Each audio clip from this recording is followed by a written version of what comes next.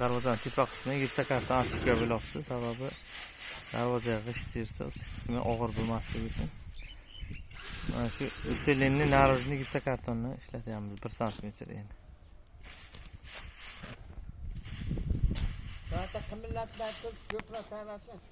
Ustalar ham mavjud. Ishga turibdi.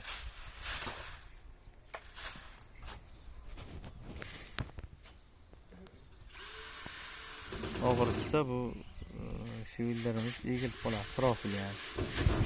Profilda qilingan o'sha qismi darvoza qisishi mumkin. Shuning uchun gipsa karton shubha qilamiz.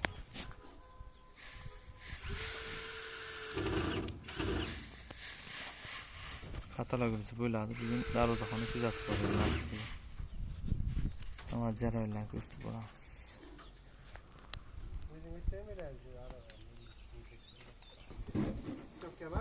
Mekanik.